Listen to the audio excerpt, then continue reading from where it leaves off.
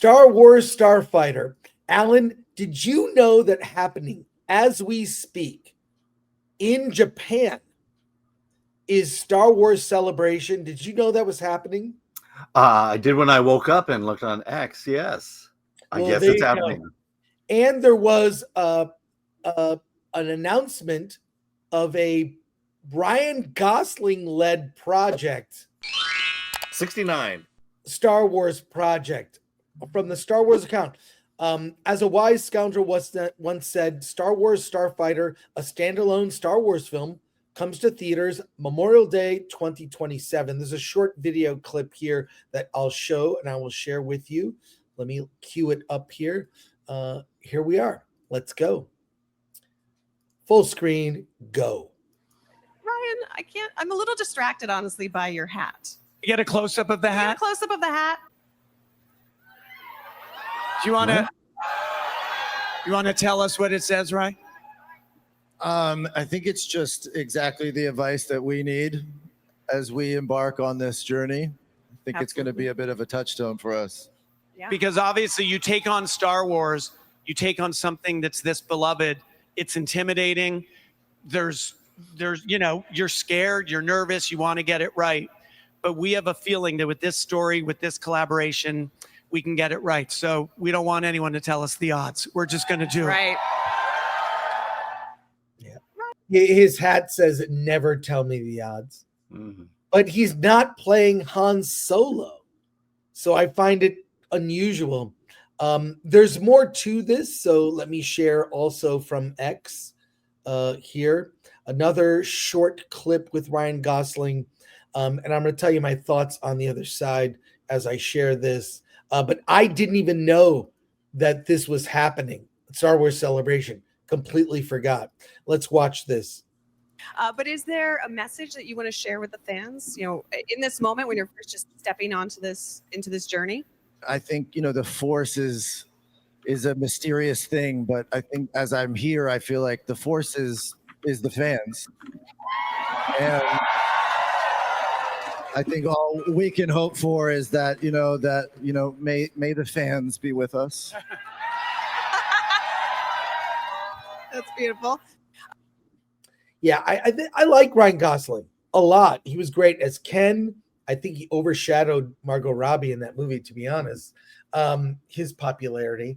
I've always liked him in First Man when he played Neil Armstrong. He was great.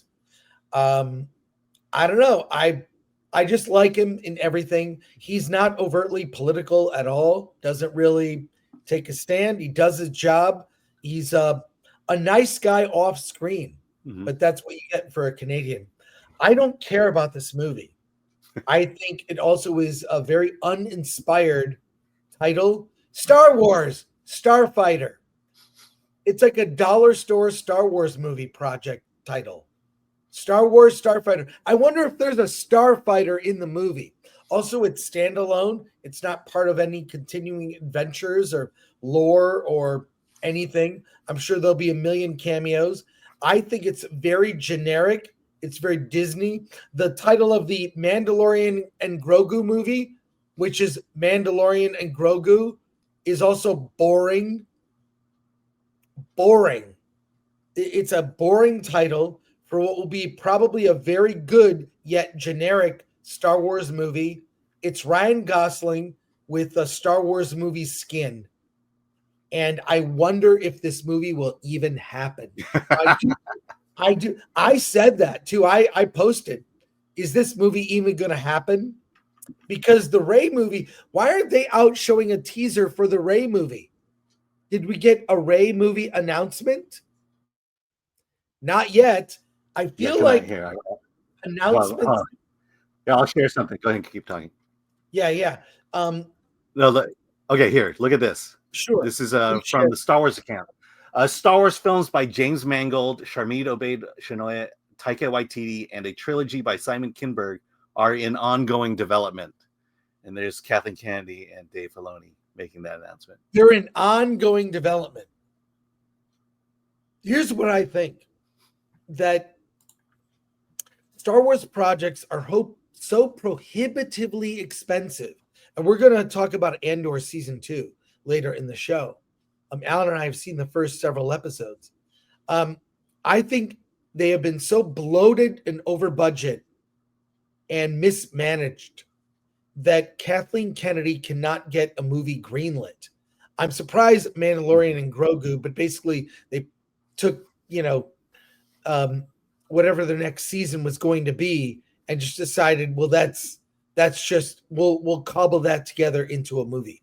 But knowing that Andor season 2 cost $650 million, I mean, my God. And you know what? It looks very expensive. It looks amazing, but I am very doubtful this will happen. But I think it's more likely to happen than the Rey movie. Alan, what do you think?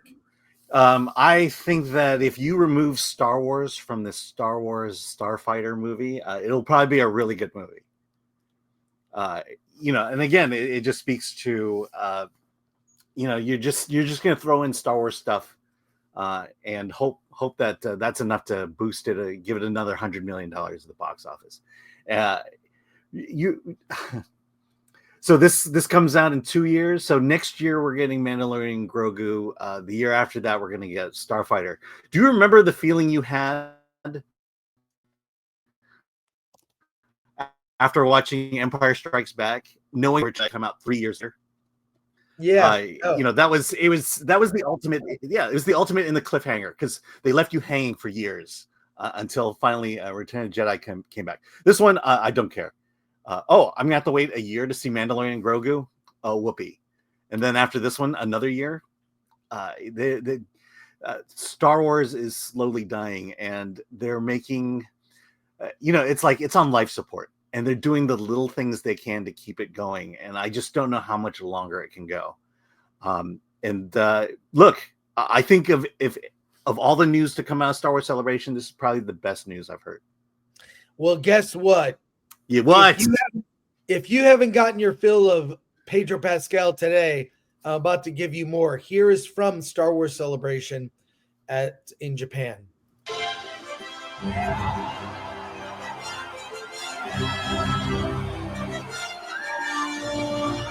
Yay! He's got his cell phone out. There you go. There you go. There's they appeared there, and there's an article from the Hollywood Reporter. I will bring this up about Mandalorian and Grogu. I don't know how excited people are to see what was supposed to be season 3 of The Mandalorian. From the Hollywood Reporter Heat Vision column, The Mandalorian and Grogu action-heavy footage brings Baby Yoda to the big screen at Star Wars Celebration. You can, it has been being removed from everywhere online, but the bootleg, yeah, the footage did leak. You can find descriptions of it. Alan, would you give us the crux of this story from the reporter? Sure. At Star Wars Celebration in Tokyo, Lucasfilm and Disney gave fans a thrilling look at The Mandalorian and Grogu, the upcoming Star Wars film set to hit theaters on May 22nd, 2026. Directed by Jon Favreau and co-written with Dave Filoni. The movie continues the stories of Din Djarin and Grogu, spinning off from the hit Disney Plus series. The exclusive footage revealed was action-packed and cinematic in scale. It opened with stormtroopers gearing up for a battle inside an AT-AT walker, setting a tense, high-stakes tone.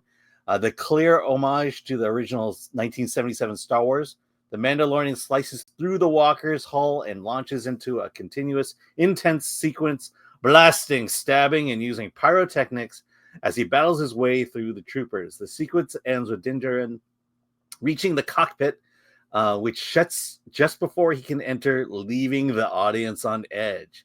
Pedro Pascal and Sigourney Weaver, a new addition to the cast, joined Favreau on stage to enthusiastic applause, along with an animatronic BDX droid and a crowd-pleasing appearance from Grogu himself. Pedro Pascal rubbed himself up against that Grogu. Favreau reflected on the influence of Japanese cinema in Star Wars, calling the Tokyo event a homecoming. The film marks the franchise's return to the big screen since 2019, The Rise of Skywalker, and will reportedly feature characters from other Disney Plus series like Ahsoka and Rebels. It also represents Disney's bold move to bring a beloved streaming story into theaters, aiming to satisfy longtime fans while attracting new ones. I predict this will be Jangling Keys, the movie. Yeah. Easter eggs, the movie. It's going to be, and probably an appearance by Han, Luke, and Leia being reunited in a brief scene using AI and deep fake technology of a young Han, Luke, and Leia. These are my predictions because that's all that really they have. That's all really they have. So I couldn't be less excited. Yeah. I really have not been following The Mandalorian. I barely made it through season 3. I'm just not, there's nothing about this that really interests me. The other thing that bothers me is if you go to a Disney store, at Downtown Disney, there's a Star Wars store, and Grogu has replaced Yoda completely. Yeah. In fact, if you go in there, I think it's changing now, but the last time I was at that store, the old Star Wars is gone. Lucas Star Wars is gone. It's all been replaced by Disney Star Wars, and therefore the store sucks.